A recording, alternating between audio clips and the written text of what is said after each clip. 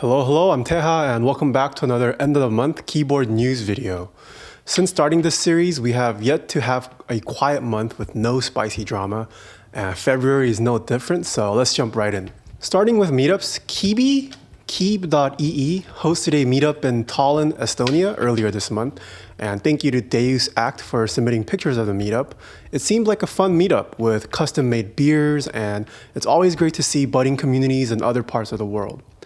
As for my favorite picture from this album, I think it might be this vest with a built-in split keyboard, if I'm not mistaken.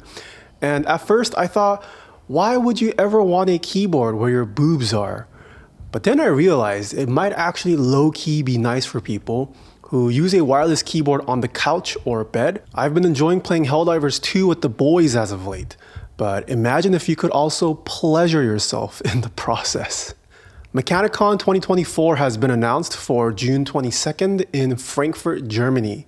If you're in the EU, definitely go check it out, as Mechanicon is the biggest EU mechanical keyboard meetup that I'm aware of. Last year, they had an attendance of around 400 people. The next Minnesota meetup has also been announced for August 24th, so make sure to mark your calendars if you're in the area. Next month, in March, there will also be meetups in Jacksonville, Florida, Lyon, France, and Tokyo, Japan. Zap Cables, who closed shop last year, still has some inventory left that they're trying to get rid of with a final blowout sale.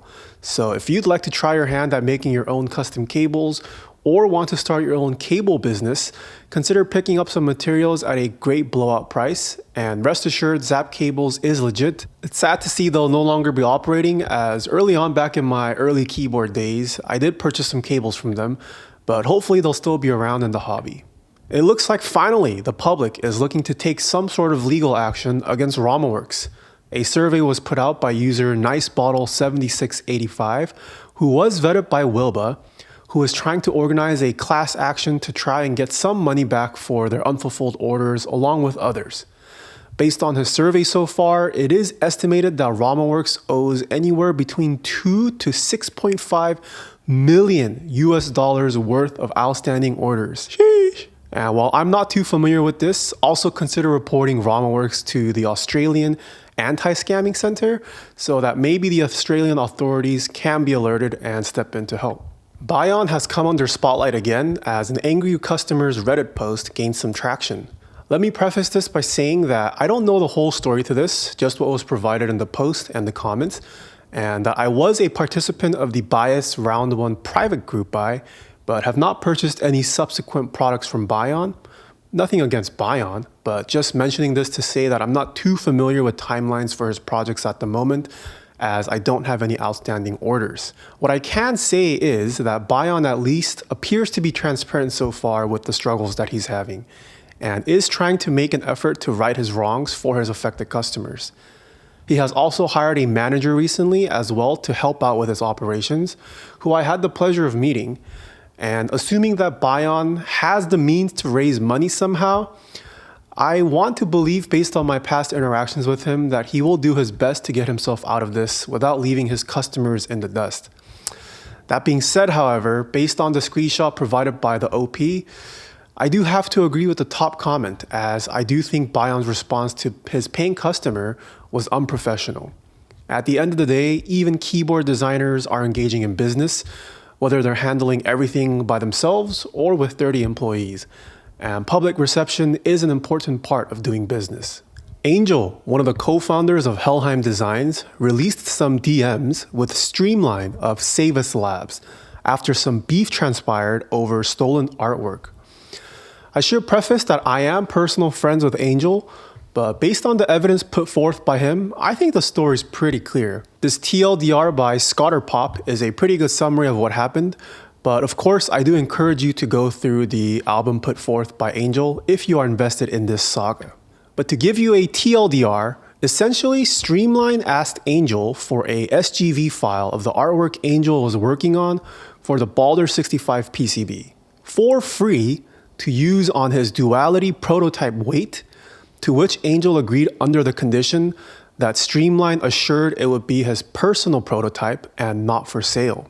Streamline sends a photo to Angel on September 7th, 2023, of the picture of his factory sent him of the prototype weights. There were 5, and one of them had the artwork provided by Angel. So far, so good. On October 1st, 2023, Streamline posts the picture of the board on his Instagram, and on October 6th, 2023, he lists it for sale on his Discord. It wasn't until recently that Angel was made aware of this, and since then, he managed to track down the buyer of the prototype and confirmed that the board that was supposed to be Streamline's personal prototype was indeed sold. And keep in mind, given the timeline, it probably wasn't in Streamline's possession for more than a couple weeks between receiving the prototype and listing it on his Discord. Angel then confronts Streamline about all this.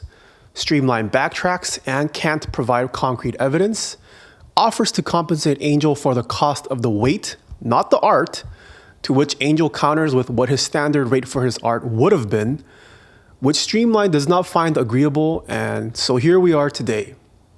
From Angel's point of view, it's not even about the money. It's more so that he was lied to multiple times. And while there was no agreement on what the price of the artwork would have been had Streamline straight up purchased it outright, to compensate an artist's work for the cost of the product as opposed to the art that was used also doesn't seem like the right answer. Think about it this way. Let's say you asked an artist for original art to put on a t-shirt to sell. You wouldn't compensate them with just a single t-shirt for their work, no? You would compensate them for the amount of effort it took to produce the art. I personally view custom keyboards more as art than tech in the current state of this hobby, and I think it's important that we preserve originality as best as we can. But I'd love to hear your guys' thoughts on this matter in the comments down below. Have you ever loved a keyboard so much that you collected every version and colorway of it? Well, Mr. Kyle Man definitely has, and while I generally don't own duplicates of keyboards, it is always impressive to see a family photo like this. The current race to the bottom has been insane, but I think this new $5 keyboard might have won, and it even fits in your wallet. The designers were kind enough to also open source the files. If you'd like to build your very own, check out their GitHub. I thankfully don't have too bad of an artisan bug, but I actually did a double take on this post while scavenging for this month's news. This poutine artisan commission actually looks quite real, and I love it. We've had several relatively affordable switch break-in machines for some time now, but this one also had me doing a double take, as Dinky Designs, never heard of them before, released a $179 switch break-in machine that can break in 100 switches at a time with off-axis actuations. I would be curious to know how many enthusiasts would be willing to purchase one of these. Alright, that's it for this month's news. Hopefully you guys enjoyed it. Please go support the Taeha Types merch if you've been enjoying this series so far on taehatypes.com/store. And I do have some vlogs from my Korea trip coming up now that the Germany series is finished. So until next time, see ya nerds.